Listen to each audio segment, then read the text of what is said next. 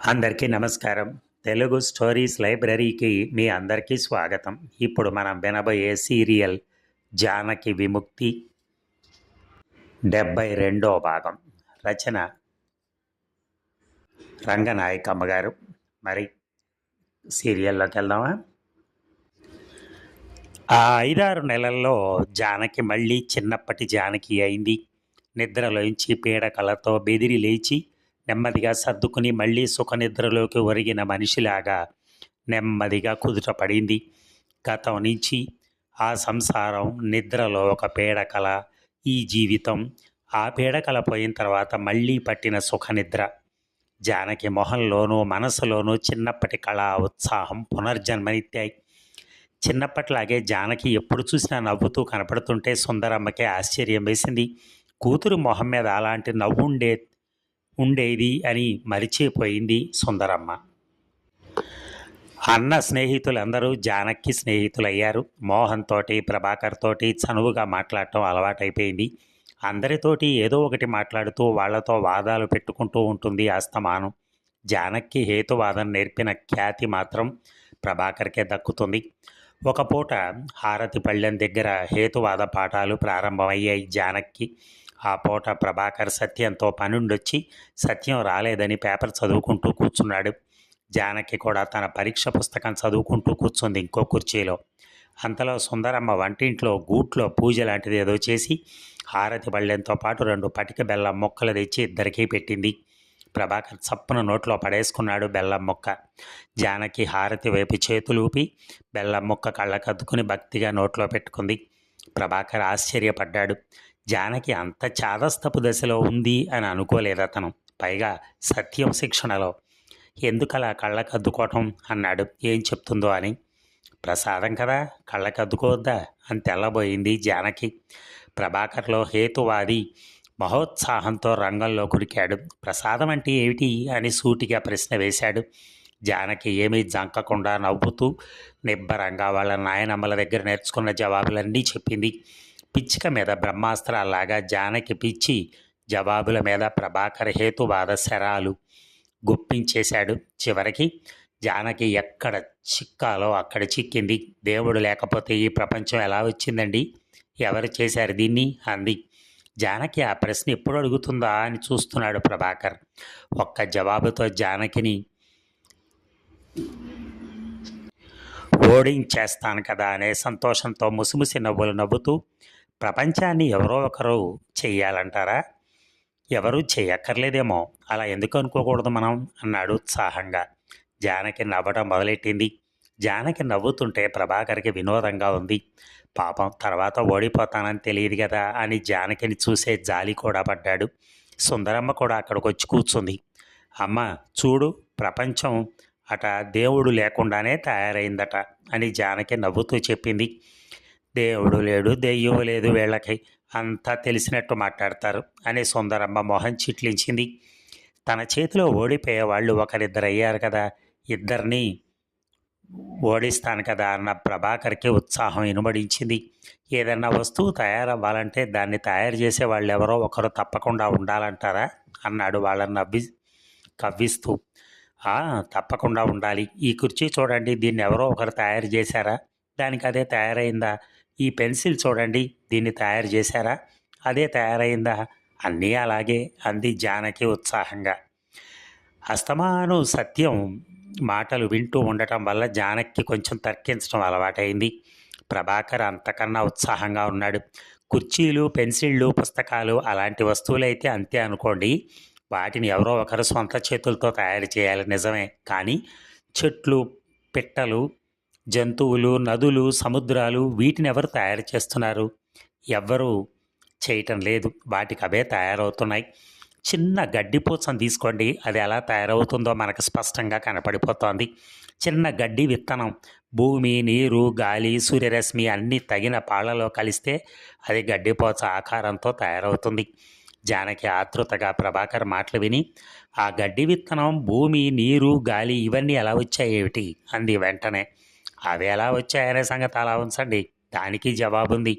గడ్డిపోచ ఎలా తయారైందో అలాగే ఆ భూమి తయారవటానికి, నీరు తయారవటానికి, గాలి తయారవటానికి వేటి కారణాలు వాటికున్నాయి.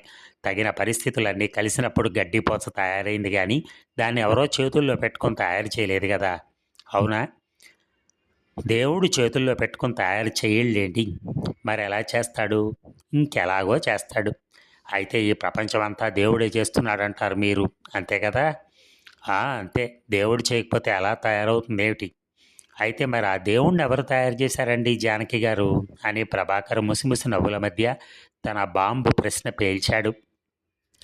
జానకి తెల్లబోయి నిర్ఘాంతపోయి ఏదో అయిపోతుందనుకున్నాడు. కానీ జానకి అలాగేం అవ్వలేదు సరిగదా!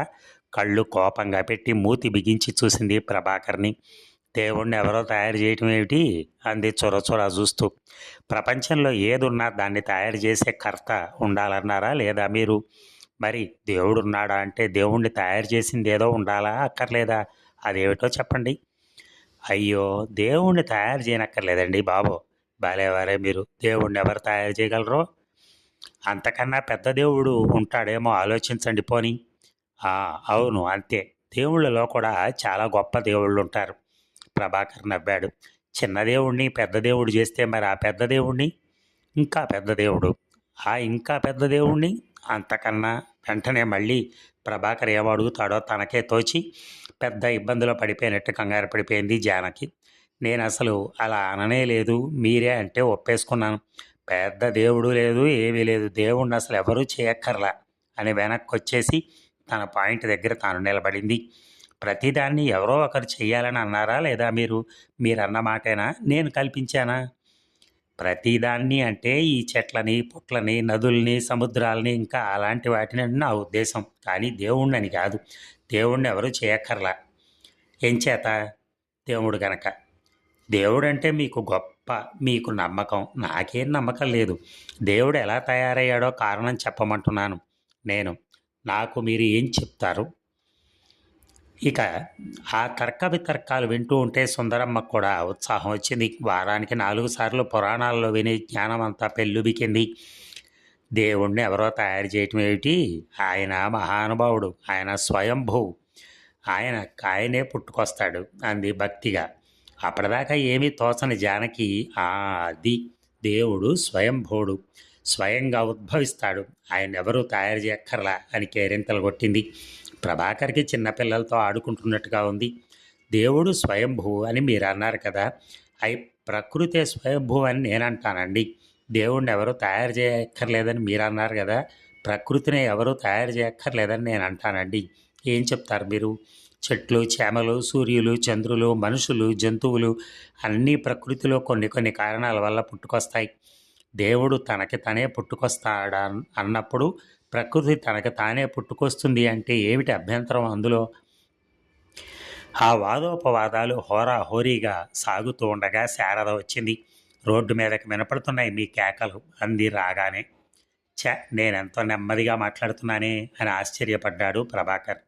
నిజంగానే అతనెప్పుడూ చీమలాగా నెమ్మదిగానే మాట్లాడతాడు. కానీ దేవుణ్ణి హతం చేసే ఉత్సాహంతో అంతంత పెద్ద కేకలేశాడు. ఏమిటి పోట్లాట అంటూ శారద గడప మీద కూర్చోబోయింది. గడప మీదెందుకే అని సుందరమ్మ మూలగటంతో అబ్బా నీ గోలొకటి చంపుతావు అని చనువుగా సుందరమ్మను విసుక్కుని గడప దిగి గోడకు ఆనుకుని కూర్చుంటూ చెప్పండి అంది.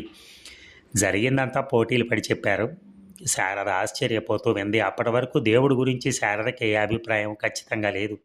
అవును ప్రభాకర్ అన్నది నిజమే కదా అని జానకిని చూడటం, జానకి ఏదో అనగానే మరి జానకి చెప్పేది నిజమే కదండి అని ప్రభాకర్ని చూడటం, అటో గంతు ఇటో గంతు వేస్తూ ఇద్దరి వాదాలు వింది.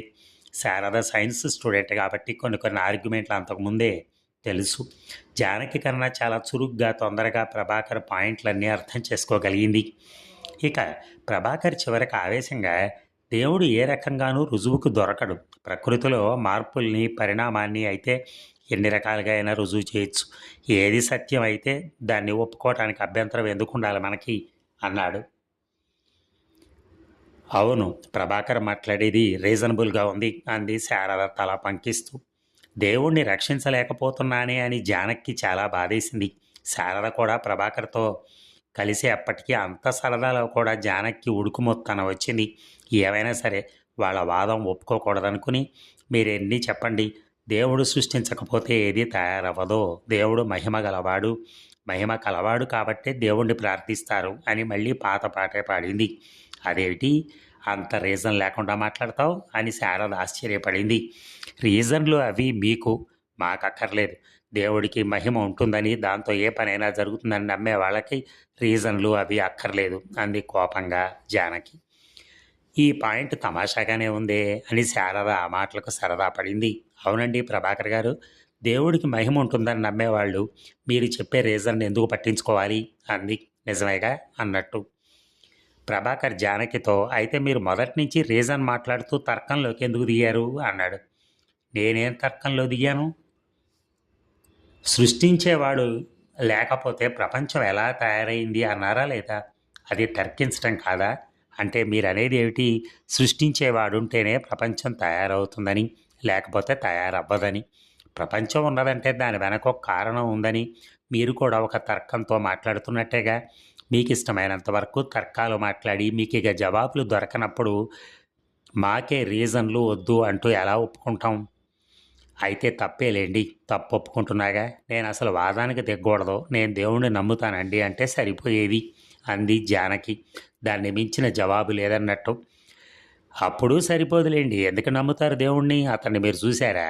దేవుడు ఉన్నట్టు మీకు తెలుసా అనే ప్రశ్నలు రావా? నేను అలా అడిగితే ఏం చెప్తారు మీరు అన్నాడు ప్రభాకర్. పెద్దవాళ్ళు చెప్పారు కాబట్టి నమ్మాను అంటాను. పెద్దవాళ్ళకి ఏం తెలుసు, వాళ్ళు చూశారా దేవుణ్ణి అని నేను మళ్ళీ అడిగితే వాళ్ళ పెద్దవాళ్ళు చెప్పారు కాబట్టి నమ్మారని చెప్తాను. అలా ఎంత దూరం వెళ్తావే పిచ్చి మొద్దు అని నవ్వింది శారద. జానకిని చూస్తుంటే ఒక విషయానికి మాత్రం చాలా ఆశ్చర్యం వేసింది ప్రభాకర్కి.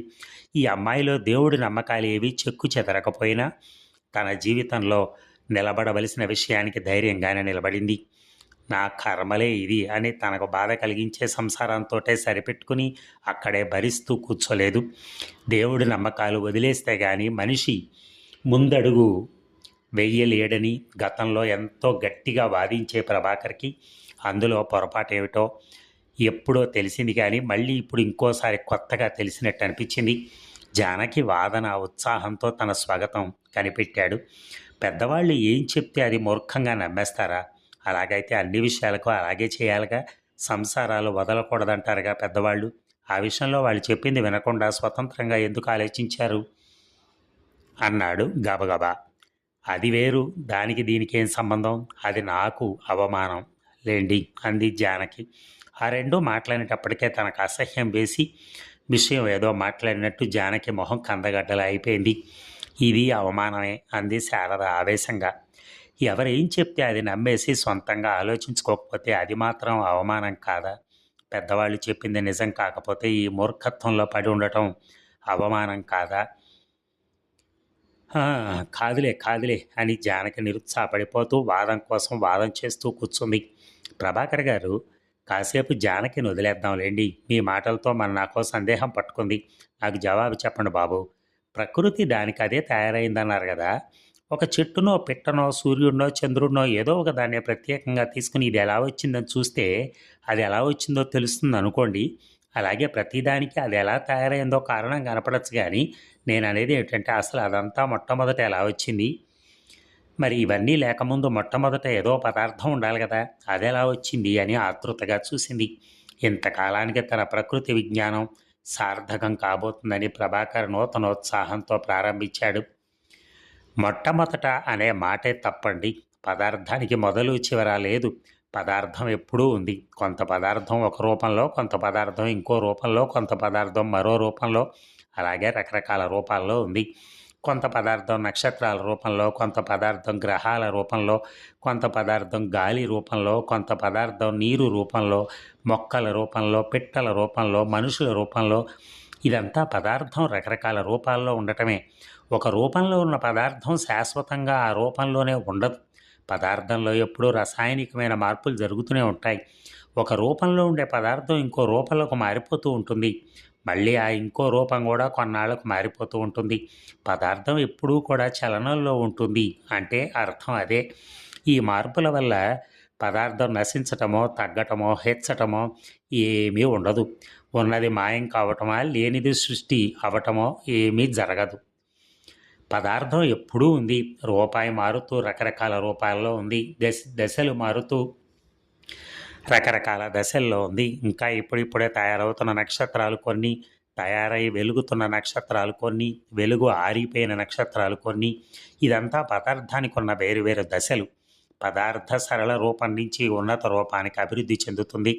మొత్తం ప్రకృతిలో ఉన్న పదార్థం అంతట్లోకి ఉన్నత రూపంలో ఉన్న పదార్థం మానవుడి మెదడు. కొన్ని లక్షల సంవత్సరాల కిందట పదార్థం ఇంత ఉన్నత రూపంలో లేదు. పరిణామ క్రమంలోనే ఈ మెదడు రూపంలో వచ్చింది. అలాగే ప్రతి ఒక్క రూపం పరిణామ క్రమంలోనే తయారైంది. పదార్థానికి ఉండే పాత రూపాలేమిటో మనం తెలుసుకోవచ్చు. నక్షత్రాలుగా ఏర్పడకముందు పదార్థం ఎలా ఉండేది, ఇంకా పూర్వం ఎలా ఉండేది, ఇంకా పూర్వం ఎలా ఉండేది అని అలా ఎంత దూరమైనా తెలుసుకోవచ్చు. అలాగే పదార్థం ముందు ముందు ఎలా ఉండబోతుందో కూడా తెలుసుకోవచ్చు. ఇదంతా మనం సైన్స్ విషయాలు ఎంత సరిగా తెలుసుకుంటున్నామో అనే దాన్ని బట్టి ఉంటుంది. ప్రకృతి గురించి మనం తెలుసుకోవాల్సింది క్లుప్తంగా ఏమిటంటే, పదార్థానికి మొదలు చివర ఉండదు. అంటే అది ఒకప్పుడు పుట్టడం ఒకప్పుడు నశించిపోవటం అనేది ఉండదు. దానిలో ఉన్న రకరకాల రూపాలను తీసుకుంటే వాటికి ప్రారంభాలు అంతాలు ఉంటాయి. కానీ మొత్తంగా పదార్థాన్ని తీసుకుంటే దానికి అది అంతం ఉండదు, ఆది అంతం. దానిలో ఉన్న రకరకాల మూలకాలు కలవటం వల్ల విడిపోవటాల వల్ల అది రకరకాల రూపాల్లోకి మారుతూ విడిపోతూ ఉంటుంది. అది తెలుసుకోవాల్సింది. ఏది తెలుసుకోవాల్సింది అన్నాడు సత్యం గదిలోకి అడుగు పెడుతూ. అమ్మయ్య వచ్చావా, తొందరగా రా అంది శారద సంతోషిస్తూ. సత్యం లోపలికి వెళ్ళి మొహం కడుక్కుని మంచినీళ్ళు దాగొచ్చి శారద పక్కన కూర్చుంటూ, ఏమిటి సభ తీర్చారేమిటి అన్నాడు. గంట నుంచి జానకి ప్రభాకర్కి వాగ్వివాదాలు జరిగిపోతున్నాయి అంది శారద. ఎవరు ఓడారు, ప్రభాకరేనా? జానకి చేతిలో కాదు, నా చేతిలో ఓడుతూ ఉన్నాడు. అంతలో నువ్వు వచ్చావు. అది ఓటమి అయితే అది నాది కాదు, సైన్స్ది అన్నాడు ప్రభాకర్ నవ్వి. సైన్స్కు ఓడిపోయే గతి పట్టిస్తారన్నమాట మీరు అన్నాడు సత్యం. సంగతంతా సత్యానికి చెప్పుకొచ్చారు. జానకి బెల్లం ముక్క కళ్ళకు అద్దుకోవడంతో ప్రారంభించి, నేను దేవుణ్ణి నమ్ముతాను, దేవుడికి మహిమ ఉంటుంది అని దబాయించడం వరకు ప్రతి మొక్క చెప్పుకొచ్చారు. అంతా విని సత్యం, అవును, ఈ విషయంలో జానకి చాలా ఇర్రేషనల్ అన్నాడు. అంటే అంది జానకి కోపంగా. అంటేనా, రీజన్ని ఒప్పుకోని మనిషి అని అర్థం అన్నాడు సత్యం. మీ రీజన్లు నాకేం అక్కర్లేదులే, నేను దేవుణ్ణి ఎలాగూ నమ్మేదే అంది జానకి గట్టిగా. జానకి ఉడుక్కుమొత్తనంగా ఉందర్రా, పాపం దాన్ని వదిలేయండి. ప్రభాకర్ గారు, మీరు నాకు జవాబు చెప్పలేదు. మొట్టమొదట పదార్థం ఎలా వచ్చిందో చెప్పమంటే ఏమిటో కథ చెప్పుకొచ్చారు, నాకే అర్థమే కాలేదు అంది శారద. సైన్స్ స్టూడెంట్కి సైన్స్ కథ అర్థం కాకపోతే ఎలాగండి? పదార్థం అనేది శూన్యంలోంచి రాదనే మాట విన్నారా లేదా? అంతవరకు ఒప్పుకుంటారా పోని? ఒప్పుకుంటాను. ఒక పదార్థం రావాలంటే అంతకుముందు ఏమీ లేకుండా ఖాళీలోంచి రాదు కాబట్టి దానికన్నా ముందు ఇంకో పదార్థం ఉండాలి. ఆ ఇంకో పదార్థానికి కూడా ఇంకో పదార్థం ఉండాలి. మళ్ళీ దానికన్నా ముందు కూడా ఇంకో పదార్థం ఉండాలి. ఇక దీనికి మొదలెక్కడ? ఇదే మొదటి పదార్థం అని చెప్పడానికి ఎలా సాధ్యం అవుతుంది? దానికన్నా ముందు కూడా ఒక పదార్థం ఉండాలిగా. మొదట శూన్యం ఉండాలి, అందులోంచి కొన్ని పదార్థాలు ప్రారంభం కావాలి, అవే మారుతూ ఉండాలి. అలా జరగదా అంది శారద సందేహంగా. మీరే ఆలోచించండి, అలా జరుగుతుందో లేదో. ఏమీ లోని చోట నుంచి ఏదో ఒక పదార్థం ఎలా పుడుతుంది? పుడుతుందా? అవును, పుట్టదు. ఒక పదార్థం ఉంటేనే అది ఇంకో రకంగా మారుతుంది కదా. మరి కాబట్టి మొదట శూన్యం ఉండి అందులోంచి పదార్థం పుడుతుందని ఎలా అనుకుంటాం? అనుకోవటం బాగాలేదు, కానీ ఒక పదార్థం ఉంటేనే ఇంకో పదార్థం మరి. అందుకే ఈ సమస్యని సరిగా అర్థం చేసుకోవాలంటే ఒక్కటే మార్గం. ప్రకృతి అనేది భౌతికమైనది అని అర్థం చేసుకోవటమే. పదార్థం మొదట ఎలా వచ్చిందనే ప్రశ్నను వదిలేయాలంటే ఎలాగా? పదార్థం ఎలా వచ్చిందనే ప్రశ్న వేధిస్తూనే ఉంటుందిగా. ఎలాగా రాలా, అది ఎప్పుడూ ఉంది. నిన్న ఒక రూపంలో, ఇవాళ ఒక రూపంలో, రేపు ఇంకో రూపంలో. రూపాల సంగతి సరే, మొదట్లో అది ఎలా వచ్చింది? మీరు ఆ ప్రశ్నను వదలటం లేదంటే దాని అర్థం ఏమిటో తెలుసా? ప్రకృతి భౌతికమైందనే సంగతి మీరు ఒప్పుకోవటం లేదన్నమాట. ఒప్పుకుంటాను కానీ అని శారద సత్యంతో, నువ్వు చెప్పు, పదార్థం మొదట ఎలా వచ్చిందని కమ్యూనిజం చెప్తుంది అని ఆతృతగా చూసింది. శ్రీ మహావిష్ణువు బొడ్డులోంచి వచ్చిందని చెప్తుంది. హాస్యాలు కాదులే, సీరియస్గా చెప్పుడు. సీరియస్గా చెప్తే వింటున్నావా? ప్రభాకర్ సీరియస్గానే చెప్పాడు. ఏమో ఆయన చెప్పింది నాకు నచ్చలేదు, కానీ కరెక్ట్గా చెప్తే ఎందుకు వినను? చెప్పేవాడు కరెక్ట్గానే చెప్పినా వినేవాడు తలకాయలో దాన్ని గ్రహించే పరిస్థితి లేకపోతే కూడా లాభం లేదు. కరెక్ట్ అయింది కూడా కరెక్ట్ అనిపించదు. ఏం చెప్పారు ఏమిటి ఆయన? నేను అడిగేది ఒకటి, ఆయన చెప్పేది ఒకటి. పదార్థానికి మొదలేమిటని నేను అడుగుతూ ఉంటే అసలు మొదలే లేదంటారే. పదార్థానికి మొదలు లేదని ఆయన చెప్తూ ఉంటే మొదలేమిటంటావే? మొదలు లేని దాన్ని మొదలునే ఎలా చెప్పగలరు ఎవరైనా? ఏమోనబ్బా, నాకు నమ్మకంగా లేదు. అయితే ఒక పని చెయ్యి, మొదట్లో కాసేపు దేవుణ్ణి ఎరువు తెచ్చుకో. దేవుడే మొదటి పదార్థాన్ని సృష్టించాడని, అప్పటి నుంచి అది పరిణామం చెందుతూ ఈ ప్రపంచం అంతా ఏర్పడిందని అనుకో. కాసేపు మత గ్రంథాల ఆశయాలు తీసుకో. శ్రీ మహావిష్ణువు బొడ్డులోంచి బ్రహ్మ పుట్టి ఆ బ్రహ్మ ఇదంతా సృష్టించాడనుకో. లేకపోతే మొదట్లో ప్రభువు ఒక రాత్రిని ఒక పగలుని సృష్టించను అనుకో. అలా అనుకుంటే సంతృప్తిగా ఉంటుందా పోనీ? నేనంత పిచ్చిదాన్ని కానిలే. పదార్థం ఎలా వచ్చిందో తెలుసుకోవటానికి దేవుణ్ణి తెచ్చిపెట్టుకుంది. ఆ దేవుడు ఎలా వచ్చాడనే ప్రశ్న పట్టుకోదా మళ్ళీ? దేవుడు స్వయంభూవుడు కదా అంది జానకి కళ్ళు మెరిపిస్తూ. అదేదో సైన్స్ మాట అన్నంత నమ్మకంతో. ఊరుకోవే, నీ పిచ్చి మాటలు నువ్వును. స్వయంభవుడా? నీ మొహం భవుడా అని శారద జానకిని విసుక్కుని సత్యంతో మళ్ళీ ఈ విషయానికి కమ్యూనిజం ఏం చెప్తుందో చెప్పరాదు అంది. పదార్థం గురించి పదార్థ శాస్త్రం ఏం చెప్తుందో దాన్నే కమ్యూనిజం కూడా ఒప్పుకుంటుంది. అసలు ఆ కమ్యూనిజం అంటే మనుషుల శ్రమ సంబంధాలకు సంబంధించిన సైన్సే కానీ ప్రకృతి విషయాలకు సంబంధించింది కాదు. ప్రకృతి నియమాలు ఖగోళ శాస్త్రంలోనూ, వృక్ష శాస్త్రంలోనూ, జంతు శాస్త్రంలోనూ అలాంటి శాస్త్రాల్లో చూస్తే తెలుస్తాయి, కానీ కమ్యూనిస్టు పుస్తకాల్లో చూస్తే తెలియవు. కమ్యూనిజం ప్రకృతిలో ఏ అంశాన్ని చెప్పే శాస్త్రం కాదు. ప్రకృతి శాస్త్రాలు ఏం చెప్తే దాన్నే కమ్యూనిజం ఒప్పుకుంటుంది. అయితే కమ్యూనిజం కొన్ని భౌతిక సూత్రాలను ఇచ్చింది కదా. విషయాలు దేనికవి విడివిడిగా ఉండవని, అన్నిటి మధ్య పరస్పర సంబంధాలు ఉంటాయని, ఒక విషయంలో మార్పుకి దాని అంతర్గత కర్షణే కారణమని అలాంటి సూత్రాలు కొన్ని ఉన్నాయి కదా. అవి సమాజాన్ని అర్థం చేసుకోవటానికే కాదు, ప్రకృతిని అర్థం చేసుకోవడానికి కూడా పనికొస్తాయి. ఒక వృక్ష శాస్త్రజ్ఞుడు కానీ, ఒక జంతు శాస్త్రజ్ఞుడు కానీ, ఖగోళ శాస్త్రజ్ఞుడు కానీ, ఒక డాక్టర్ కానీ, రచయిత కానీ ఎవరైనా సరే కమ్యూనిస్టు భౌతిక సూత్రాలను అర్థం చేసుకుని ఆ జ్ఞానం ప్రకారం పని చేస్తేనే వాళ్ళ రంగాల్లో విషయాలన్నీ సరిగా నేర్చుకోగలుగుతారు. ఎందుకంటే కమ్యూనిజం ఇచ్చినటువంటి భౌతిక సూత్రాలే కరెక్ట్ అయినవి. అవి ఏ రంగానికైనా మార్గదర్శకంగా పనికొస్తాయి. అయ్యో, నేను అడిగింది ఏమిటి, నువ్వు చెప్తుంది ఏమిటి? నువ్వు అడిగిన దానికే చెప్పాలే. తలకాయ బిడాయించు కూర్చుంటే నేనేం చేయను? పదార్థానికి మొదలేమిటి అంటున్నావు కదా. పదార్థం ఎప్పుడూ ఉంది అన్న సంగతి అర్థం చేసుకో ముందు. అది అర్థమైతే మొదలేమిటనే ప్రశ్న ఉండదు. ఎప్పుడు ఉన్నదానికి మొదలేమిటి? ఎప్పుడూ ఉండటం అనే మాటే అర్థం కావట్లా నాకు. అది మొదట్లో ఎలా వచ్చింది అనేది ప్రశ్న వచ్చేట్లా.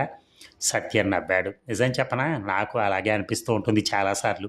ప్రకృతి విషయాలు చదివినప్పుడో, ఆలోచించినప్పుడో వందల వేల కాంతి సంవత్సరాల దూరాల్లో ఉన్న ఈ నక్షత్రాల మండలాలు ఏమిటి, ఇదంతా ఎలా వచ్చింది అసలు అని ఆశ్చర్యం వేస్తూ ఉంటుంది. భౌతిక దృక్పథం సరిగా ఏర్పడకపోతేనే ఆ ఆశ్చర్యం. ప్రకృతి ఎప్పుడూ ఉంది అనే దృష్టితో ఆలోచించాలని తెలిసినా కూడా పదార్థం మొదట ఎలా వచ్చిందనే ప్రశ్నే వదలదు. ఎప్పుడూ ఉన్నదానికి ఎలా రావటం ఏమిటి? మన ఆలోచనల్లో అలాంటి సందేహం తలెత్తుతోంది అంటే అసలు విషయాన్ని సరిగా అర్థం చేసుకోకుండా తప్పు ప్రశ్న వేసుకుని దాని జవాబు కోసం ఎదురు చూస్తున్నట్టేగా. తప్పు ప్రశ్నకి ఏదో ఒక తప్పు జవాబే వస్తుంది. తప్పు జవాబులోంచి మళ్ళీ బోలెడు తప్పు ప్రశ్నలు. దానికి ఇంకా అంతం ఉండదు. అసలు విషయం ఎప్పటికీ అర్థం కాదు. అంచేత ఒక విషయం మనకు పూర్తిగా అర్థమైంది అనటానికి నిదర్శనం ఏమిటంటే దాని మీద ఇక ప్రశ్నలు రాకూడదు. ప్రశ్నల్ని బలవంతంగా ఆపుకోవాలని కాదు, ప్రశ్నించాలని చూసినా ప్రశ్నకు అవకాశం ఉండకూడదు. ఒక విషయాన్ని ఎలా గ్రహిస్తే ప్రశ్నలన్నీ పోతాయో అలా గ్రహిస్తేనే కదా అది సరిగా గ్రహించటం. ప్రకృతి గురించి మన ప్రశ్నలన్నీ సహజంగా పోవాలి అంటే ప్రకృతి ఎప్పుడూ ఉందని అర్థం చేసుకోవటమే సరైన మార్గం. ప్రకృతిని దేవుడు సృష్టించాడంటే ఆ దేవుణ్ణి ఎవరు సృష్టించారనే ప్రశ్న వస్తూనే ఉంటుంది. ప్రకృతి భౌతికమైంది, అది ఎప్పుడూ ఉంది అంది అంటే మొదట్లో ఎలా వచ్చిందనే ప్రశ్నకు ఆస్కారం ఉండదు. ఎప్పుడూ ఉన్నదానికి రావటాలు పోవటాలు ఉండవు కదా. మరి దాని మీద కూడా ప్రశ్న వస్తోందే, ప్రశ్న వదలట్లేదే అంది శారద. అదే కదా చెప్పేది. ఇందాక ప్రభాకర్ ఒక మాట అన్నాడు, నిన్న ఆ ప్రశ్న వదలటం లేదంటే ప్రకృతి భౌతికమైందనే విషయం నీకు అంగీకారంగా లేదన్నమాట అన్నాడు. ఆ ప్రశ్న వదలకపోవటానికి కారణం అదే. అది భౌతిక ప్రపంచం అని ఏదో పాఠం అప్పచెప్పినట్టు ఆపేస్తూ ఉంటాం, అనేస్తూ ఉంటాం. కానీ ఆ విషయం పూర్తిగా తెలిసి దాన్ని అంగీకరించి అనే మాట కాదది. అలాగైతే మొదటి మాట ఏమిటనే ప్రశ్నే రాదు, రాకూడదు. మనకు భౌతిక దృక్పథం పూర్తిగా ఏర్పడాలంటే ఇది భౌతిక ప్రపంచం అని తెలిసినంత మాత్రానే చాలదు. తెలిసిన జ్ఞానాన్ని ఆచరణలోకి మార్చుకోవాలి. రోజువారీ జీవితంలో ఏ పని చేసినా భౌతిక దృక్పథానికి సరిపోయేలాగే చేస్తూ ఉండాలి.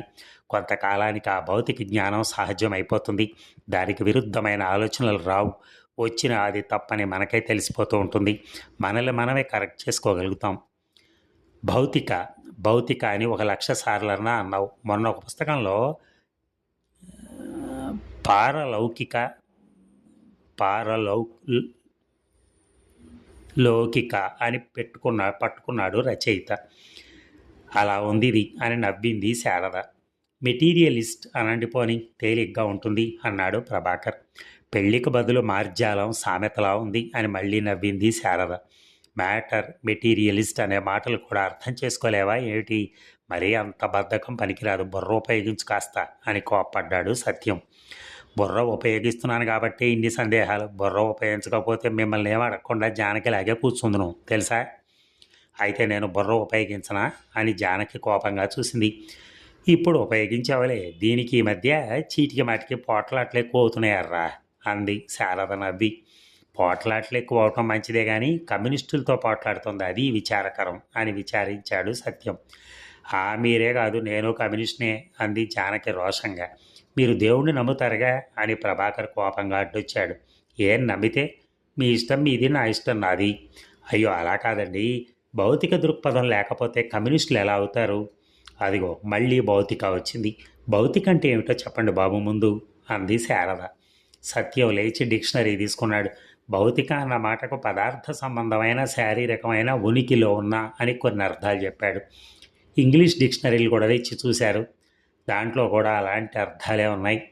ఇక డిక్షనరీలు మూసి పక్కన పెడుతూ అన్నాడు, సరిగ్గా విను.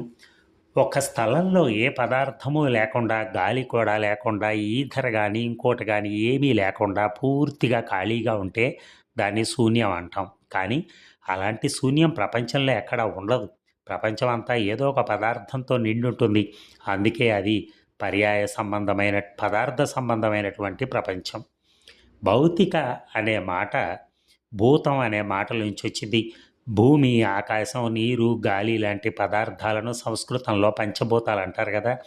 నాలుగే చెప్పి పంచభూతాలు అంటావే అని శారద ఎదురు తిరిగింది. నిప్పును మర్చిపోయారు మీరు అన్నాడు ప్రభాకర్. సరే, నిప్పును కూడా కలుపుకోండి. ఇది భూతాలతో ఉన్న ప్రపంచం కాబట్టి ఇది భౌతిక ప్రపంచం, తెలిసిందా? అంటే భౌ అన్నట్టు ఈ భౌతికం ఏమిటి అస్తమానం? ఇంకో మాట అనలేదా? లేదా మనకి పదార్థంతో ఉంది కాబట్టి పాదార్థిక అందామా పోని? ఇది అసలు ఏడ్చినట్టుంది. నీ ఎత్తులు తెలిసిలే, నెమ్మదిగా భౌతికం దోసేసి దేవుళ్ళు దిగాలని చూస్తున్నావు. దేవుణ్ణి వదిలేసి గంట అయిపోయింది, ఇంకా వెళ్ళనులే అటు. ప్రపంచంలో అంత పంచభూతాలే ఉన్నాయి కానీ దేవుడు ఎక్కడున్నాడు? జానకి చప్పున పంచభూతాల్లోనే ఉన్నాడు అంది సంతోషంగా. ఇక పంచభూతాల్లో ఉంటే అది పదార్థమే. ఇక దేవుడు అనే పేరెందుకు దానికి? పదార్థానికి ఏ పేరు పెట్టినా దానికి పదార్థ లక్షణాలే ఉంటాయి కానీ మహిమలు, మహత్యాలు ఎలా ఉంటాయి? రీజన్కి నిలబడిన దాన్ని దేన్ని ఒప్పుకోనక్కర్లా. ఎవరన్నా ఒప్పుకుంటే అది ఎలా వచ్చిందో చెప్పమనాలి అంటూ ఆ మాటల్లో శారద తనకు తెలియకుండానే గడపెక్కేసింది. తన వాదనలో అన్నిసార్లు ఓడిపోయినందుకు జానకి బిక్కమొహం వేసింది. మీరు మొదట్లోనే మా వైపు చేరిపోతే ఎంత బాగుండేది అన్నాడు ప్రభాకర్ జానకిని ఉడికిస్తూ. నాకేం లెక్కలేదులేండి, నేను దేవుణ్ణి నమ్మటం ఎలాగో మానను అంది జానకి తలెగరేసి. గడపెక్కావేమే, దిగు అని అప్పటిదాకా నోరు తెరవని సుందరమ్మ శారద మీద మళ్ళీ మూలిగింది. అరే మళ్ళీ ఎక్కానా అని శారద ఆశ్చర్యపోయి చప్పును దిగబోయి ఆగి, ఏం గడపెక్కితే లక్ష్మీదేవి ఉందా గడప మీద? ఏది చూపించు, రుజువు చేయి. ఇన్నాళ్ళ నుంచి నన్ను కింద కూర్చోబెట్టి నా సుఖమంతా దోచుకున్నావు. ఇప్పుడు కళ్ళు తెరిచాను, నీ ఆటలు సాగవులే. ఇంకా నేను ఎప్పుడొచ్చినా ఈ గడప మీదే కూర్చుంటాను. లక్ష్మీదేవట. లక్ష్మీదేవి లేదు, సింగినాదం లేదు అని గడప నిండా హాయిగా కూర్చుంది. నువ్వు మొండిదానివయ్యావే అని సుందరమ్మ తిట్టి ఊరుకుంది. మొండిది కాదండి, గొప్ప భౌతికవాది అయింది అన్నాడు ప్రభాకర్. ఆ రెండు ఒకటే అని సుందరమ్మ మొహం చిట్లించింది. ఆ రోజు జరిగిన వాదోపవాదాలు జానకిని బాగా కంగారు పెట్టాయి. తను మూర్ఖంగా ప్రవర్తించానేమో అని చాలాసార్లు అనుకుంది. ఎప్పుడూ అందరూ ఎంతో మంచి మాటలు మాట్లాడుతుంటే తన తల్లి ఒక్కతే అందుకు విరుద్ధంగా చాదస్తంగా మాట్లాడుతూ ఉంటుంది. తను ఇప్పుడు తల్లి పక్షానికి చేరానేమిటని జానకి పెద్ద సందేహం వచ్చేసింది. తల్లి ఏం మాట్లాడినా అదంతా తప్పేనని జానకి గట్టి అభిప్రాయం. అందుకే తను తప్పేనేమోనని కొంచెం కొంచెం ఘర్షణ ప్రారంభమైంది. మళ్ళీ మళ్ళీ ప్రభాకర్ వచ్చినప్పుడల్లా ఏమండి మరి అయితే అని దేవుళ్ళ విషయాలు ఏదో ఒకటి అడగడం మొదలెట్టింది.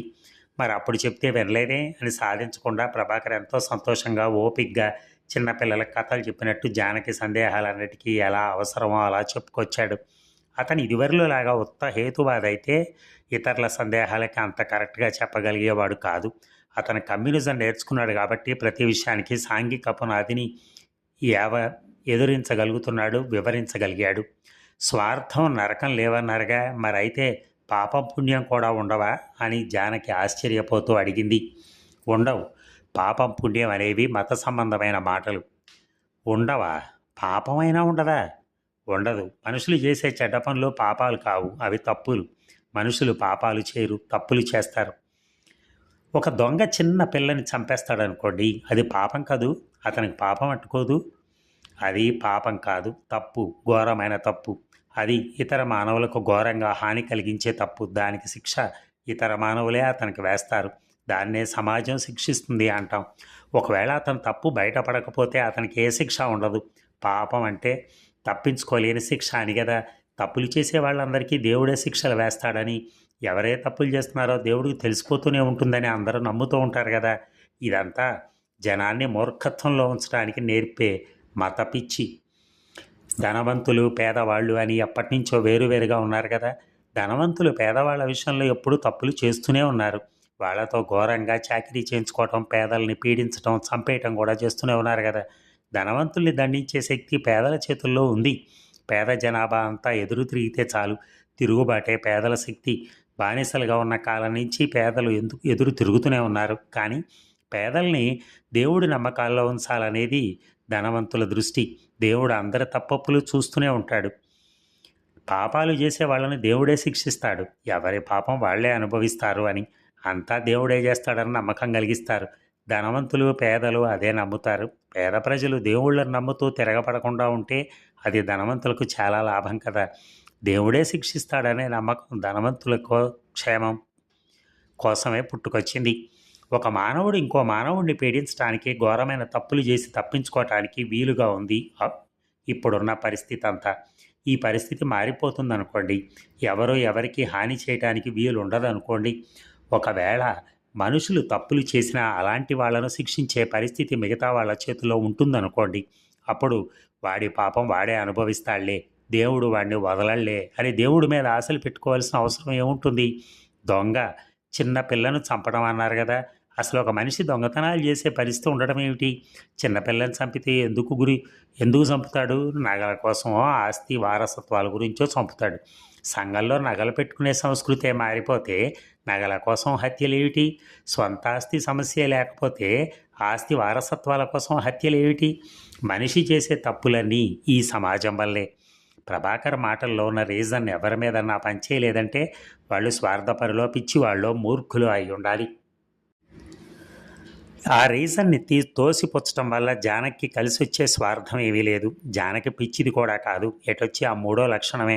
కొన్నాళ్ళు జానకి జ్ఞానాన్ని నిరోధించగలిగింది. కానీ అది ఎంతో కాలం కాదు.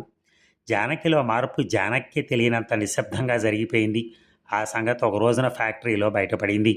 ఆ రోజున జానకి ఫ్యాక్టరీకి వెళ్ళేటప్పటికి పక్క బల్ల దగ్గర పనిచేసే 16 ఏళ్ల శేషగిరి ఉత్సాహంగా చూడక్క అని చేయి తెచ్చి జానకి మొహం మీద పెట్టాడు. అతని చేతికి ఒక కొత్త ఉంగరం ఉంది. దాని మీద అంగుళం పొడవున్న వెంకటేశ్వరుడి బొమ్మ. జానకి నవ్వింది. నవ్వుతావే, బాగోలేదా? ఎప్పుడూ తీయకుండా పెట్టుకోవాలన్నాడు జ్యోతిష్యుడు. ఏమవుతుందట పెట్టుకుంటే? బాగా కలిసి వస్తుందట అంటే డబ్బు మూట దొరుకుతుందా అని మళ్ళీ నవ్వింది జానకి. చెప్పక్క బాగుందా? అందరూ బాగుందన్నారు. నీ కోపం వస్తుందేమో బాబు. రాదు, బొమ్మ పెద్దదైంది కదూ. ఉంగరం పెట్టుకుంటే ఎలా కలిసి వస్తుందో చెప్పుదు. శని పోతుందట. మంత్రం ఉంగరం అది. శని పట్టిందా నీకు? ఎందుకు పట్టింది ఏమిటి? అది నా కర్మ అనుకో. అలా సాగింది సంభాషణ కొంతసేపు. ఆ ఉంగరాన్ని కళ్ళకద్దుకుని మరీ పని ప్రారంభించాడు గిరి ఆ రోజు. నువ్వు కష్టపడి బతుకుతున్నావు, పని చేస్తే డబ్బు వస్తుంది. ఒక పూట పని చేయకపోతే డబ్బు వస్తుందా? ఆ ఉంగరం ఏం చేస్తుంది మధ్య? శని గిని ఏం ఉండదు. ఉంటే ఎక్కడుంటుందో చెప్పు. ఇన్ని వందల మందికి శని పట్టిందా? మన పెద్ద ఆయనకు ఒక్కడికే అదృష్టం పట్టిందా? జానకి నెమ్మదిగా అప్పుడప్పుడు ఒక్కో మాట అంటూనే ఉంది గిరితో. లక్ష్మి కూడా నవ్వుతూ ఒక్కో మాట కలుపుతోంది. గిరి ఏదన్నా అంటే జానకి వెంటనే చక్కగా జవాబులు చెప్పేయగలిగింది. తనలా మాట్లాడటం జానకి ఆశ్చర్యంగా అనిపించింది. జానకి మాటలకు గిరి తెల్లబోయి అది కాదక్క అని ఏదో ఒకటి వాదిస్తూనే ఉన్నాడు. 2-3 రోజుల దాకా వాళ్ళిద్దరి మధ్య ఆ ఉంగరం గురించి ఏదో ఒక మాట జరుగుతూనే ఉంది. వారం రోజుల్లో గిరి ఆ ఉంగరం తీసేశాడు. ఎవరన్నా అడిగితే తీసేశాను, ఏమో నాకే నచ్చలేదు అంటం మొదలెట్టాడు. తన మాటలకే గిరి ఉంగరం తీసేశాడంటే జానకి చెప్పలేనంత ఆశ్చర్యం వేసింది. తన మాటలను అంత గట్టిగా పట్టించుకుంటున్నాడంటే నమ్మలేకపోయింది. గిరి, మా ఇంటికి రావాలి ఒకసారి నువ్వు అని ఆ రోజునే అతన్ని తనతో తీసుకుపోయి సత్యానికి పరిచయం చేసింది. సత్యం గిరితో కాసేపు మాట్లాడి చిన్నపిల్లలకి సరదాగా ఉండే సైన్స్ పుస్తకం ఒకటి ఇచ్చాడు. జానకి కూడా అది చదివాక చాలా విషయాలు తెలిసాయి. గిరి సత్యం దగ్గర నుంచి వెళ్ళేటప్పుడు మెలమెల మెరిసే కళ్ళతో ఉత్సాహంతో పొంగిపోతూ వెళ్ళాడు.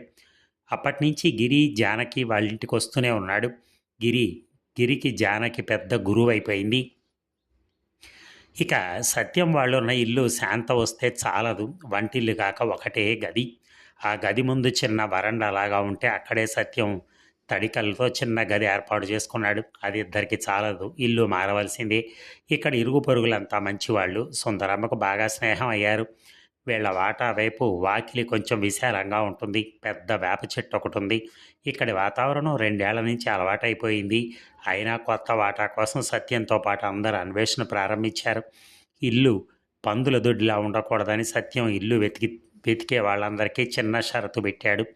వారం 10 రోజులు వెతికి ప్రభాకర్ 15 పందుల దొడ్లు చూశాడు. మోహన 20 చూశాడు. గిరి 6, శాంత 2, ఉష 12, సత్యం 8. మిగతా వాళ్ళకి కనపడ్డవి అలాంటివే. వాళ్ళు పెట్టగలిగే అద్దెలో పందులే కానీ మనుషులు ఉండగలిగే కొంపలు ఎక్కడా కనపడలా. ఇళ్ల పరిస్థితి అంత ఘోరంగా ఉందని శాంతకు అప్పటిదాకా తెలియదు. జానకి ఒకరోజు ఒక వాటా చూసి వణుక్కుంటూ ఇంటికొచ్చింది. ఆ ఇల్లంతా చీకటి గుయ్యారం, కిటికీలు గుమ్మాలు లేకపోవటం సరే, జానకి వణుకు పుట్టించిన విషయం వంటింట్లో ఒక మూల పాయిఖానా. ఈ ఊళ్ళో పెద్ద పెద్ద ఇళ్లల్లో కూడా అంతే. ఎరగరా మీరు అన్నాడు మోహన్ తను చూసిన ఇళ్లను వర్ణిస్తూ. ఏమో బాబు, నేను ఎక్కడా చూడలేదు ఇంతకుముందు అని జానకి వికారం వచ్చి వాకిట్లోకి పరిగెత్తింది. ఒక ఇంట్లో చూశాను, మంచినీళ్ళు వచ్చే పంపు ఎక్కడ ఉండి ఉంటుందో ఊహించండి. మోహన్ ఏమో చెప్పకండి అని జడిసిపోయింది జానకి. పాయిఖానా దగ్గర ఉంది. చిచి పోండి, చెప్పొద్దన్నానా? అన్నయ్య, ఇలాంటి ఇల్లు చూశారంటే నేను మాత్రం చస్తే రాను అని అరిచింది జానకి. చూడంగాని జానకి, నీకు నచ్చని ఇళ్ళన్నీ రాసి పెట్టుకో. రేపు మన ప్రభుత్వం రాగానే ఆ ఇళ్ళన్నీ కూలగొట్టేద్దాం. రోత పుట్టించే ఇళ్ళన్నీ కూలగొట్టే కార్యక్రమం ఒకటి ఉంది తెలుసా కమ్యూనిజంలో. ఎంగిల్స్ చెప్పాడు కమ్యూనిస్టు సూత్రాల్లో. అప్పటి మాట సరేలే, ఇప్పుడు మన సంగతి ఏమిటి? జానకి 15 రోజుల పాటు ఇల్లు చూసిన వాళ్ళంతా ఇచ్చిన రిపోర్ట్లు మహా నిరాశాజనకంగా ఉన్నాయి. బాగా డబ్బున్న వాళ్ళు తప్ప మిగతా వాళ్ళు ఇంతింత ఘోరమైన ఇళ్లల్లో ఉంటున్నారని ఇప్పటిదాకా ఇంత బాగా తెలియదు నాకు అని ఆశ్చర్యపోయింది శాంత. రోజు ఎవరో ఒకరు ఏదో కొత్త పందుల దొడ్డి వార్త పట్టుకొస్తూనే ఉన్నారు. నిన్న నేను ఒక పోర్షన్ చూశాను. 3 గదులు కొంచెం సహించగలిగేలా ఉంది. ఇంటి ముందు ఖాళీ స్థలం, పెద్ద పారిజాతం చెట్టు కూడా అని ప్రభాకర్ వర్ణిస్తూ ఉంటే ఎక్కడ అని జానకి సత్యం అతన్ని చుట్టుముట్టారు. అద్దెంతో తెలుసా? మీరు 1,50,000 కట్నం తీసుకుని దాన్ని బ్యాంకులో దాచి నెల నెల వడ్డీ సంపాదిస్తే తప్ప అద్దె కట్టడం సాధ్యం కాదు. కట్నము, బ్యాంకు, వడ్డీ. ఆ మాటలకు చేదరేసి పిచ్చి మాటలు మాట్లాడకండి అని విసుక్కున్నాడు సత్యం. మొన్న నేను ఒక ఇల్లు చూశానర్రా, అద్దె కోసం కాదు కానీ అంటూ ఒకసారి ఉష అందరూ ఉన్నప్పుడు పిట్ట కథ చెప్పుకొచ్చింది. చాలా పెద్ద ఇల్లు, కనీసం 10 గదులన్నా ఉంటాయి. వాళ్ళు ఫ్రిడ్జ్ ఎక్కడ పెట్టుకున్నారో తెలుసా? పాయఖానా దగ్గర పెట్టుకున్నారా అని కెవ్వుమంది జానకి. అలా కాదులే, ఫ్రిడ్జ్ అంటే ఎవరైనా వంటింట్లోనో భోజనాల హాల్లోనో పెట్టుకుంటారు కదా. పాపం వీళ్ళు వీధి గుమ్మ పక్క కిటికీ దగ్గర పెట్టుకున్నారు. ఫుట్పాత్ మీద గేటు ముందు నుంచి వెళ్తుంటే కనపడింది. ఉషా, లోపలికి వెళ్ళి వాళ్ళకి మరో సలహా ఇవ్వాల్సింది నువ్వు. దాన్ని రోజు పొద్దున్నే బయటికి మోసుకొచ్చి గేట్ దగ్గర పెట్టి మళ్ళీ రాత్రి లోపలికి మోసుకుపోవచ్చు అని చెప్పకపోయారా?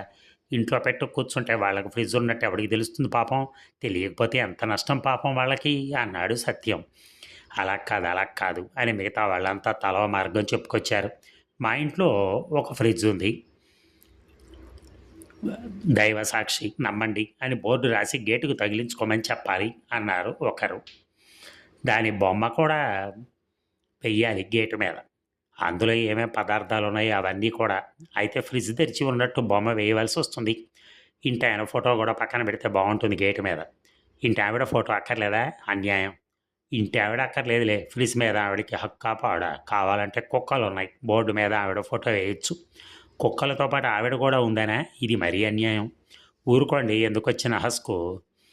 లేకపోతే వాళ్ళ బడాయి చూడండి. అంత ఇల్లుంటే ఫ్రిడ్జ్ తెచ్చి ముందు హాల్లో పెట్టుకోవటం ఎందుకు? అసలు అంత ఇల్లు ఎందుకని? అది మొదటి ప్రశ్న, మూల ప్రశ్న, మౌలిక ప్రశ్న. మా ఇంటి దగ్గరలో పేద టీచర్ గారు ఉన్నారు. వాళ్ళ ఇంట్లో మొత్తం 6 ఉంటారు. తల్లి, తండ్రి, భార్య, 2 పిల్లలు, ఆయన. అందరూ ఒక్క గదిలోనే. నమ్ముతారా మరి? పేద టీచర్ 2 గదుల్లో ఉన్నాడంటే నమ్మం, కానీ ఒక గదిలో ఉన్నాడంటే నమ్ముతానికే. కోట్ల కొద్దీ జనం ఉన్నారు. అలాగా తిండికే లేదు, ఇంకెక్కడి నుంచి వస్తాయి? మా గోడ వెనకాల గుడిసెలు చూడండి. గుడిసెలు అంటానికి కూడా వీల్లేదు వాటిని. పాపం మొన్న పెద్ద గాలి వస్తే తడికలు ఎగిరిపోకుండా గట్టిగా పట్టు కూర్చున్నారు అంది జానకి. జానకి వాళ్ళ ఇంటి గోడ వెనక 2 నెలల క్రితం దాకా కొంచెం ఖాళీ స్థలం ఉండేది. ఒకరోజు తెల్లారేటప్పటికి అక్కడ 2 గోనె పట్ట గుడిసెలు కనిపించాయి. చింకి గోనెలు, పాత తడికలు పెట్టి కట్టారు. మనిషి కూర్చుంటేనే సరిపోయేంత ఎత్తు. ఒక్కో గుడిసెలో 4 పిల్లలతో కాపురాలు. పిల్లలు తెల్లవారులు దగ్గుతూ ఉంటారు, ఏడుస్తూ ఉంటారు. పగలంతా ఎండలో చాకిరీ చేసే తల్లి తండ్రి రాత్రుళ్ళు మెలకుగా కూర్చుని ఏం చూడగలరు పిల్లల్ని? ఒక గుడిసెలో అతను 7-8 ఏళ్ల కిందట ఏదో ఫ్యాక్టరీలో పనిచేసేవాడంట. యాక్సిడెంట్లో కాలు పోతే పనిలోంచి తీసేశారు. ఫ్యాక్టరీ వాళ్ళు ఇచ్చిన డబ్బు వైద్యానికే చాలలా. అప్పటి నుంచి అతను మాట్లు వేయటం, లేకపోతే స్టవ్వులు బాగు చేయటం, అలాంటివన్నీ చిల్లర మల్లర పనులు చేస్తున్నాడు. ఆడమనిషి కూలికి వెళ్తూనే ఉంటుంది. అయినా వాళ్ళకి ఏ పూట కడుపు నిండా తిండి లేదు, నెత్తి మీద నీడ లేదు. జానకి చాలాసార్లు గోడ మేయించి ఆ పిల్లల్ని పిలిచి కూరో, అన్నమో, పచ్చడో ఏదో ఒకటి ఇస్తూ ఉంటుంది. గోడ దగ్గర నిలబడి వాళ్ళ జొన్న రొట్టెలు కాల్చుకోవడం చూస్తూ ఉంటుంది. రాతి మీదే పిండి పిసికి నిప్పులతో కాల్చేసి చేతుల్లో పట్టుకొని తింటారు రొట్టెలు. రాతి మీదే ఏదో ఒక పచ్చడి నూరేస్తారు, అంతే వంట. గిన్నెలు అక్కర్లా. అంత ఘోరమైన పేదరికం అంతకుముందు ఎప్పుడూ చూడలేదు జానకి. ఆ చిన్నపిల్లల్ని చూస్తూ ఉంటే కడుపు తరుక్కుపోయినంత జాలేస్తూ ఉంటుంది. వాళ్ళు ఎప్పుడైనా గుడ్డలు ఉతుక్కొని వీళ్ళ గోడ మీద ఆరేస్తే సుందరమ్మ వాళ్ళని కేకలేసి తీయించేసేది మొదట్లో. ఓసారి జానకి చూసి తల్లిని బాగా కోప్పడింది. గోడ మీద వేసుకుంటే నీ సొమ్మేం పోయింది? గోడ అరిగిపోతుందా తరిగిపోతుందా అని పోట్లాడి, పర్వాలేదు వేసుకోండి అని వాళ్ళకి చెప్పింది. వాళ్ళ చింకి గుడ్డలు మన గోడ మీద వేలాడుతుంటే ఏం బాగుంటుందే అని సుందరమ్మ చేదరించుకుంది. అలాగైతే వాళ్ళకి మంచి గుడ్డలు కొనిపెట్టు, చింకి గుడ్డలు పారేస్తారు అంది జానకి. అప్పటి నుంచి సుందరమ్మ ఆ సంగతి పట్టించుకోకుండా వదిలేసింది. ఇక వాళ్ళకి మంచినీళ్ళు ఇచ్చే దగ్గర కూడా మొదట్లో గొడవ పెట్టింది సుందరమ్మ. పంపు వచ్చినప్పుడు వాళ్ళని తప్పకుండా మంచినీళ్ళు పట్టుకొని ఇవ్వమని జానకితో పాటు సత్యం కూడా గట్టిగా చెప్పేసరికి దానికి మాట్లాడకుండా ఊరుకుంది. రాను రాను తనే వాళ్ళని పిలిచి నల్లపోతుందేమో, మంచినీళ్ళు పట్టుకోండి అని చెప్పటం సుందరమ్మకు అలవాటైపోయింది. పోనీలే పాపం, మంచినీళ్ళు కూడా లేకపోతే చచ్చిపోతారు అంటుంది అప్పుడప్పుడు. పేదరికం పేదరికం అని మాట్లాడుకున్నప్పుడల్లా జానకికో సందేహం వస్తూ ఉంటుంది. డబ్బంటే కాగితాలు అచ్చేయటమేగా, బోలెడు నోట్లు అచ్చేసి అందరికీ ఇచ్చేయచ్చుగా, ఎవరికీ పేదరికం ఉండదుగా అనుకుంటుంది చాలాసార్లు. ఆ మాటే అంది అందరి దగ్గర ఒకసారి. జానకి భలే ఐడియా వచ్చిందే అని నవ్వారు కొందరు. నేను అలాగే అనుకునేవాడిని అన్నాడు మోహన్. నేను అంతే అన్నారు ఇంకొకరు. అలాగే ఈ శ్రీనివాస్ కూడా ఇన్నాళ్ళు అలాగే అనుకున్నాడండి బాబు. ఏం చేస్తాం, అలా మొత్తం ముద్రేసి అందరికి ఇచ్చేయచ్చు కదా అని నేను కూడా అనుకునేవాడిని. అందరూ అలాగే అనుకుంటాను, ఒక్క మార్క్స్ తప్ప. మార్క్స్ కూడా అలాగే అనుకుని ఉంటాడు, పైకి చెప్పడు. కానీ మార్క్సిజం తెలియకముందు అందరికీ పొరపాటు అభిప్రాయాలు ఉంటాయన్నారు ఇంకొకరు. జానకి గారు, మీకు నెల నెల ఎంత డబ్బు కావాలంటే అంత డబ్బు ఇచ్చేస్తారనుకోండి, అప్పుడు మీరు బిస్కెట్ ఫ్యాక్టరీలో పనిచేస్తారా అన్నాడు మోహన్. ఇంకా ఎందుకు చేస్తాను అంది జానకి. మళ్ళీ నవ్వారు అందరూ. మీలాగే అందరూ డబ్బు తీసుకుని అన్ని పనులు మానేస్తారనుకోండి, పంటలు పండించరు, బట్టలు నెయ్యరు, గనులు తవ్వరు, రైళ్లు నడపరు, ఏ వస్తువు తయారు చేయరు, ఒక్క నోట్లు తప్ప అన్ని పనులు మానేసి బస్తాల కొద్దీ కాగితం నోట్లు అచ్చు వేస్తూ ఎవరికి ఎన్ని కావాలంటే అన్నీ ఇచ్చేస్తూ ఉంటారు. నెల నెల మీకు 10 బస్తాలు ఇచ్చేస్తారు. వాటితో ఏం చేస్తారు మీరు? నాకు కావాల్సినవన్నీ కొనేసుకుంటాను. ఏం కొనుక్కుంటారు? మొదట ఏం కొనుక్కుంటారో చెప్పండి. ముందు బియ్యం కొనుక్కుంటాను. తర్వాతేమో అందరూ గోలగా నవ్వారు. బియ్యం ఎక్కడుంటాయి? ఎక్కడుంటాయి బియ్యం? ఎవరో పండించరుగా. నువ్వు పని మానేస్తే అందరూ పని మానేరా అని ప్రశ్నల వర్షం కురిపించేశారు. బియ్యం ఎక్కడుంటాయి? బట్టలు ఎక్కడుంటాయి? పంచదార, నూనె, పుస్తకాలు, చెప్పులు, పప్పులు ఎక్కడుంటాయి ఇవన్నీ? జానకి తెల్ల మొహం వేసింది. చెప్పండి, ఏం కొంటారు మీ డబ్బుతో? ఏమీ ఉండవా? ఎందుకుంటాయి? మీరు పని చేయరుగానే అందరూ చేయాలా? అది కాదు, మరైతే బియ్యం కావాలంటే ఎలాగా? ఇప్పుడు ఏం చేస్తున్నాం బియ్యం కావాలంటే? అప్పుడైనా అలాగే. జానకి అంత కంగారుగా ఉంది. బియ్యం కావాలంటే వ్యవసాయం చేసి ధాన్యం పండించుకోవాల్సిందే. బట్టలు కావాలంటే పత్తి పండించి దారం తీసి బట్టలు ఎన్నేసుకోవాల్సిందే. బొగ్గు కావాలంటే గనులు తవ్వుకోవాల్సిందే. బిస్కెట్లు కావాలంటే జానకి ఫ్యాక్టరీలో పనిచేసి బిస్కెట్లు తయారు చేయవలసిందే. జానకి ఎంతో అర్థమైనట్టుగా ఉంది, అర్థం కానట్టు ఉంది. డబ్బుంటే అన్నీ వస్తాయి కదా అంది మళ్ళీ జంకుతూ. అసలు సరుకులు అనేవి ప్రపంచంలో ఉంటే వస్తాయి కానీ అసలు ఏ వస్తువు లేకపోతే ఎలా వస్తాయి? డబ్బు సరుకులను సృష్టిస్తుందా? ఉన్న సరుకులను అటు ఇటు మారుస్తుంది, అంతే దాని పని. అసలు సరుకులే భూమి మీద లేకపోతే ఎన్ని కాగితం నోట్లు ఉన్నాయి, ఎన్ని బంగారం నాణ్యాలు ఉన్నా ఎక్కడి నుంచి తెస్తాయి అవన్నీ సరుకుల్ని? అయితే ఎంత డబ్బున్నా అన్ని పనులు చేసుకోవాలి కదూ అంది జానకి ఆశ్చర్యంగా. ఇంకా సందేహమేనా? అన్ని పనులు చేసుకోవాల్సిందే. ఏ వస్తువు కావాలంటే ఆ వస్తువుకు కావాల్సిన పనులన్నీ చేసుకోవాల్సిందే. మనుషులు శ్రమపడి కొందరు కొన్ని రకాల పనులు, కొందరు కొన్ని రకాల పనులు చేస్తారు. ఎవరెంత శ్రమ పడతారో ఆ లెక్కన బట్టి వాళ్ళకి ఏ వస్తువైనా వస్తుంది. డబ్బు అంటే ఆ శ్రమ లెక్కల్ని బట్టి చెప్పే టిక్కెట్ అనుకోండి. మీ శ్రమను బట్టి మీకు, నా శ్రమను బట్టి నాకు కొన్ని టిక్కెట్లు చేతిలోకి వస్తాయి. ఆ టిక్కెట్లు తీసుకుని సరుకుల దగ్గరికి వెళ్ళి కొన్ని టిక్కెట్లతో ఒక సరుకు, కొన్ని టిక్కెట్లతో ఇంకో సరుకు అలా తెచ్చుకుంటాం. మన టిక్కెట్లో ఎంత శ్రమ ఉంటే అంత శ్రమతో తయారైన సరికే మనకు వస్తుంది. అంతకన్నా ఎక్కువ రమ్మంటే రాదు. అంటే అసలు మొట్టమొదట మనం ఏదో ఒక పని చేస్తేనే మన చేతిలో కొన్ని డబ్బు టిక్కెట్లు వస్తాయి. పని చేయకుండా డబ్బు రావడం అనే దానికి అర్థమే లేదు. మన చేతిలో కొంత డబ్బు వచ్చాక మనం సరుకుల దగ్గరికి వెళ్తాం కదా.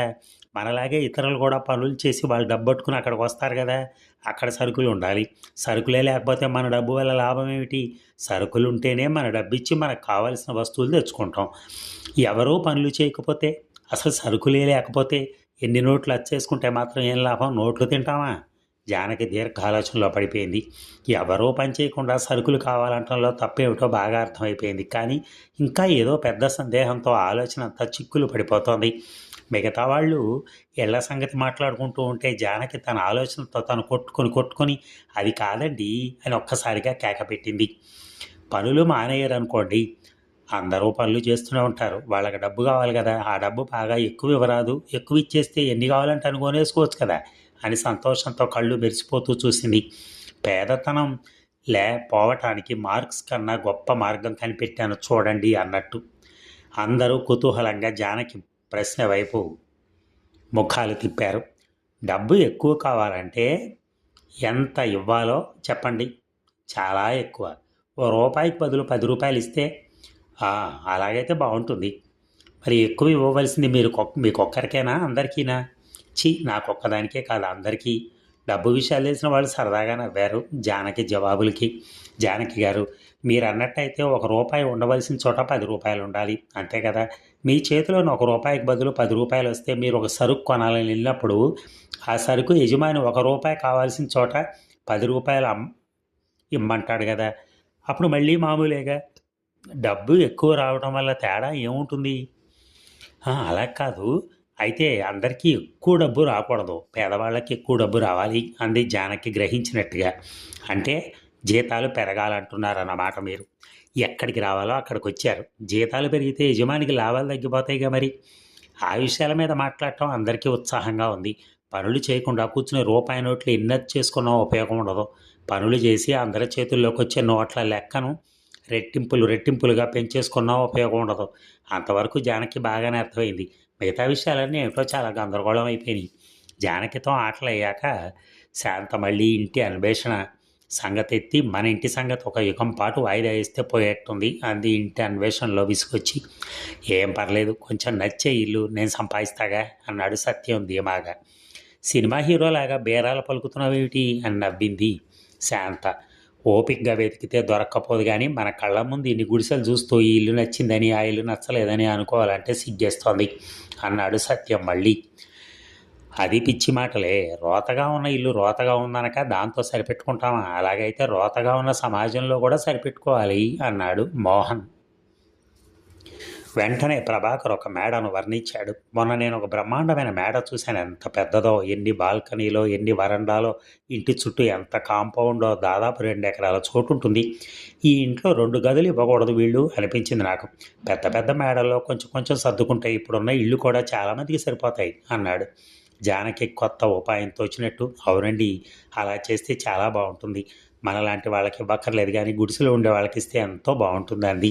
ఇన్నాళ్ళు ఈ ఆలోచన ఎవరికి రాలేదా అన్నట్టు. పిచ్చి కుదిరింది, తలకు రోకాలు చుట్టమన్నట్ట రోకలి. జానకి లాంటి వాడే గుడిసెల వాళ్ళని ఇళ్లలోకి రాణిస్తారా డబ్బున్నోళ్ళు అన్నాడు మోహన్. రష్యా విప్లవంలో అలా చేశారు తెలుసా? లెనిన్ వ్యాసంలో ఒక చోట చాలా సరదా విషయాలున్నాయి, చూపిస్తాను ఉండండి అని సత్యం అలమరాలో పుస్తకం ఒక వెతికిది ఒకట్లాగి తీసుకొచ్చాడు. కమ్యూనిస్టులు ప్రభుత్వ అధికారం నిలుపుకోగలరా అనే విషయం మీద రాస్తూ లెనిన్ తప్పకుండా నిలుపుకోగలరని వాదిస్తాడు. కమ్యూనిస్టు ప్రభుత్వం ప్రజలకు మేలు చేస్తుంది కాబట్టి దానికి తప్పకుండా ప్రజల బలం ఉంటుందన్నాడు. ఏదన్నా ఓ పని చేయాల్సి వస్తే ఆ పని పెట్టుబడిదారీ ప్రభుత్వం చేస్తే ఎలా ఉంటుందో, కమ్యూనిస్టు ప్రభుత్వం చేస్తే ఎలా ఉంటుందో ఒక చిన్న ఉదాహరణ చెప్పాడు అని సత్యం 1-2 పేరాలు చదివాడు. ప్రభుత్వం ఒక ఇంటి నుంచి ఒక కుటుంబాన్ని తొలగించి మరొక దాన్ని అందులో చేర్చవలసి ఉంది. పెట్టుబడిదారీ రాజ్యంలో ఇది తరచూ జరుగుతూ ఉంటుంది. మన కార్మిక రాజ్యంలో అంటే సోషలిస్ట్ రాజ్యంలో కూడా ఇది జరుగుతుంది. సంపాదించేవాడిని కోల్పోయి అద్దె చెల్లించలేని ఒక కార్మిక కుటుంబాన్ని పెట్టుబడిదారీ ప్రభుత్వం ఇంటి నుంచి తొలగిస్తుంది. అమీనా వస్తాదు పోలీసులతో మొత్తం ఒక దళం పోలీసులతో కార్మికపేటలో ఒక ఇంటిని ఖాళీ చేయించడానికి మొత్తం ఒక కోసెక్కుల దళం కావాలి. ఎందుకంటే చాలా బలమైన సైనికుల దళం లేకుండా పోలీసు అమీనా అక్కడికి పోవటానికి నిరాకరిస్తారు. వాళ్ళకి తెలుసు ఆ ఇంటిని ఖాళీ చేయించే పని ఆ ఇరుగు పొరుగుల్లోనూ ఎంతటి తెగింపుకైనా సిద్ధపడే వేల జనాల్లోనూ పెట్టుబడిదారుల పట్ల, వారి రాజ్యాంగం పట్ల ఎంతటి ద్వేషాన్ని, ఎంతటి ఆగ్రహాన్ని కలిగిస్తుందంటే ఆ పోలీసులు ఆ అమీనా ఏ క్షణంలో అయినా ముక్కలుగా చీల్చివేయబడితే ప్రమాదం ఉందని, అందుకే విస్తారమైన సైనిక బలాలు కావాలి. పెద్ద నగరంలోకి కొన్ని రెజిమెంట్లను తీసుకురావాలి. సైనికులు ఏదో దూర ప్రాంతం నుంచి రావాలి. వాళ్ళకి పట్టణ పేదల జీవితంతో పరిచయం లేకుండా ఉండటానికి, వాళ్ళకి సోషలిజం అనే అంటువ్యాధి తగలకుండా ఉండటానికిను. కార్మిక ప్రభుత్వం ఒక అతిపేద కుటుంబాన్ని ఒక ధనవంతుని ఇంటిలో చేర్చవలసి ఉంది. మన కార్మిక పోలీసు దళంలో 15 మంది ఉన్నారనుకుందాం. 2 నావికులు, 2 సైనికులు, 3 వర్గ చైతన్యం గల కార్మికులు. అందులో ఒకరు మాత్రమే మన పార్టీ సభ్యుడు లేక సానుభూతిపరుడు అనుకుందాం. ఒక మేధావి, 8 మంది పేద శ్రామికులు, అందులో స్త్రీలు, పేద పరిచారికలు, అన్స్కిల్డ్ శ్రామికులు వగైరా 5 ఉండాలి. మన దళం ధనవంతుని ఇంటి వద్దకు వచ్చి దానిని తనిఖీ చేసి అందులో 5 గదులు ఉన్నాయని, వాటిలో 2 పురుషులు 2 స్త్రీలు ఉంటున్నారని తెలుసుకుంటుంది. అయ్యా, మీరు 2 గదుల్లో కొద్దిగా సర్దుకుని ఇప్పుడు సామాన్యుల కోటలలో నివసిస్తున్న 2 కుటుంబాలకు ఈ చలికాలం 2 గదులు సిద్ధం చేయాలి. ఇంజనీర్ల సహాయంతో మేము ప్రతి వాళ్లకు మంచి నివాస గృహాలు కట్టించే వరకు మీరు కొద్దిగా ఇరుక్కోవాలి. మీ టెలిఫోను 10 కుటుంబాలకు ఉపయోగపడుతుంది. ఇది షాపింగు వగైరా పనుల్లో వ్యర్థమయ్యే 100 పని గంటలను మిగులుస్తుంది. తేలిక పని చేయగల వాళ్ళు 2 నిరుద్యోగులు మీ కుటుంబంలో ఉన్నారు.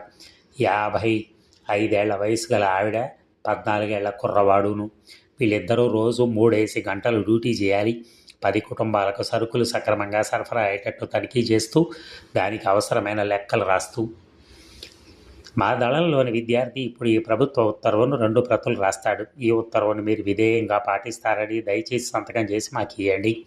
నా అభిప్రాయంలో ఇది పాత పెట్టుబడిదారీ రాజ్య యంత్రాంగానికి, కొత్త సోషలిస్టు రాజ్య యంత్రాంగానికి, ఇటు పెట్టుబడిదారీ రాజ్య పాలనకి, అటు సోషలిస్టు రాజ్య పాలనకి మధ్య ఉండే భేదాన్ని నిరూపిస్తుంది.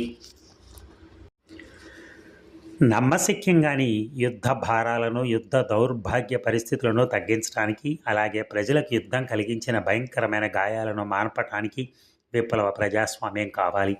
పేదల ప్రయోజనాలకు అనుగుణంగా గృహవసతిని పంపకం చేసిన ఉదాహరణల్లో వర్ణించిన లాంటి విప్లవ చర్యలు కావాలి. పట్టణాల్లోనూ గ్రామీణ ప్రాంతంలోనూ ఆహారం, దుస్తులు, చెప్పులు మొదలైన వాటి పంపకానికి, భూమి పంపకానికి సరిగ్గా ఇదే పద్ధతి అవలంబించాలి. సత్యం చదవటం ఆపగానే ఇంకా ఏదన్నా చదువు కాసేపు అన్నారు మిగతా వాళ్ళు.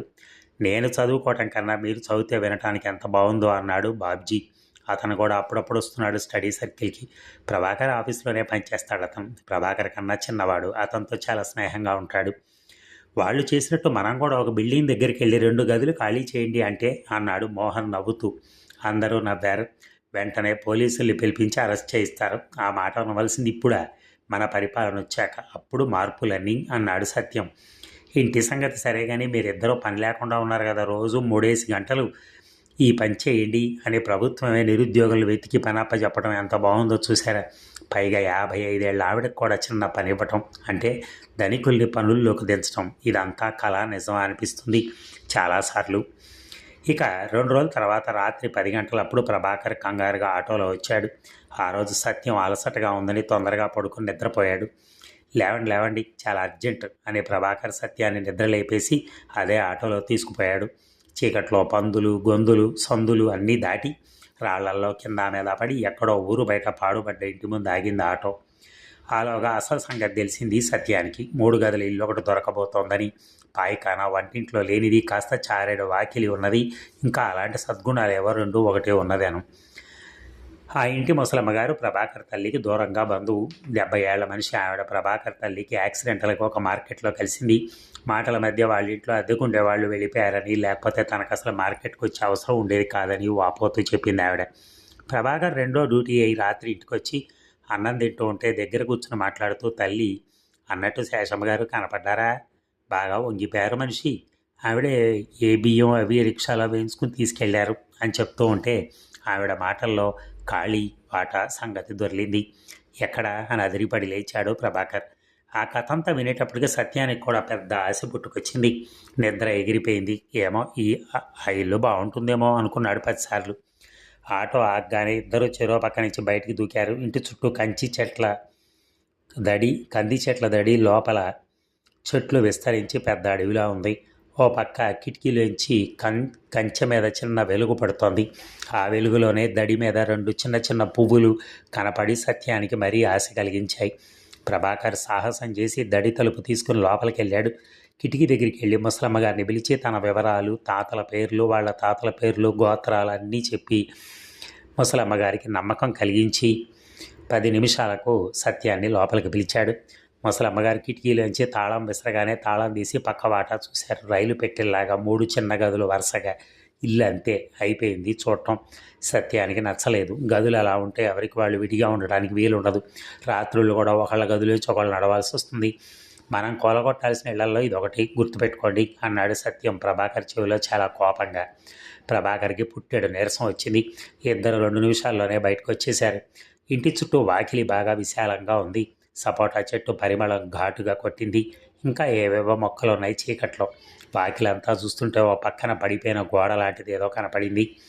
అరే, మెట్లున్నాయే పైకి అని అరిచాడు ప్రభాకర్. అంతకుముందు చూసిన ఇళ్లలో ఒక్క ఇంటికి కూడా డాబా మీదకి మెట్లు లేవు. పైగా పైకి వెళ్ళే పనే ఉంటుంది. ఒడియాలు ఎండబెట్టుకోవాలంటే వాకిట్లో పెట్టుకోవచ్చుగా అని వాదించారు ఆ ఇళ్ల వాళ్ళు. మెట్లు కంటపడగానే సత్యం అటు చూశాడు. భద్రం నాయన, మధ్యలో మెట్లు లేవు అంది ముసలమ్మగారి కిటికీలోంచి. మెట్ల నిండా గడ్డి దుబ్బులు పెరిగి పిచ్చి మొక్కలు మొలిసి కాలు పెట్టడానికి భయం వేసింది. చెప్పులు ఉన్నాయి కాబట్టి ధైర్యం చేశాడు. కాలు తీసి కాలేస్తే ఇటుకలు ఊగిసలాడుతున్నాయి. మెట్ల పక్కన పట్టుకునే పిట్టగోడ ఎక్కడికక్కడ విరిగిపోయింది. పర్వతారోహణ యాత్రలో ధైర్య సాహసాలతో కొండలు ఎక్కబోతున్నట్టుగా ఎక్కి వెళ్ళాడు. పైనంతా చీకటి. ఆ చీకట్లో చిన్న గది లాంటిది కనపడింది. ఇక్కడ ఏదో ఉంది, అగ్గిపెట్టుంటే బాగుండు అన్నాడు సత్యం. ప్రభాకర్ పెట్టగోడ మీద నుంచి కిందకు చూడబోతే గోడ ఊగిసలాడింది. మామగారిని పిలిచి మామగారిని అగ్గిపెట్టే విసరమంటే, మామగారికి చిన్నప్పుడు ఆటల్లో ఏదైనా బహుమతి వచ్చిందో లేదో కనుక్కోండి ముందు అన్నాడు సత్యం. తెలిసిందిలేండి, వచ్చిందని ఆవిడంటే, అయితే అగ్గిపెట్టే పైకి విసరండి చూస్తామని అలా అంతేనా? ఆహా, ఏం తెలివి అంతే. ప్రభాకర్ నవ్వుతూ కిందకి దిగెళ్ళాడు. కిటికీలోంచి అగ్గిపెట్టె సంపాదించి పొలాలు వెలిగించుకుంటూ పైకొచ్చాడు. అప్పటికే సత్యం డాబా మీద గోడలా ఉన్నదాన్ని పరిశీలిస్తున్నాడు. అదొక చిన్న గదిలా ఉంది. తలుపులు లేవు. ఏదో పాత చెక్క సామాను పడేశారు లోపల. చిన్న చిన్న కిటికీలు 2 ఉన్నాయి. వాటికి తలుపులు లేవు. గదంతా కలిగి చూసి దాదాపు 60 అడుగులుంది. ఆ చీకట్లో జానలతో కొలిచాడు గోడలు. ప్రభాకర్ వచ్చి అగ్గిపుల్లగి కానీ ఆ వెలుగులో గది సౌందర్యానికి ముగ్ధుడైపోయి ఇల్లు దొరికేసింది అని ఏడ్చాడు ఆనందంలో. ఇందాక కూలగొట్టాలన్నారుగా, కూలగొడదాం తర్వాత, ఇప్పుడు కాదు, మన పరిపాలన వచ్చాక. సత్యానికి ఆనందంతో మతిపోతోంది. ఈ గదిలో తను శాంత ఉండొచ్చు. కింద అమ్మ జానకి ఉంటారు. దొరికేసింది ఇల్లు. అగ్గిపెట్టంత తగలేస్తూ ఆ గది సౌందర్యం మళ్ళీ చూశాడు. సత్యానికి అప్పుడే ఆ గది మీద మమకారం అంచెలంచెలుగా పెరిగిపోయింది. ఇస్తారా మనకిది? అడుగుదాం. ఇద్దరు గబగబా కిందకి దిగొచ్చి ఖాళీ అగ్గిపెట్టి జాగ్రత్తగా ముసలమ్మగారి చేతిలో పెడుతూ, పై గది కూడా కావాలండి అన్నారు. మరి ఈ భాగం ముగిద్దామా? మళ్ళీ రేపు కలుద్దాం. Thank you.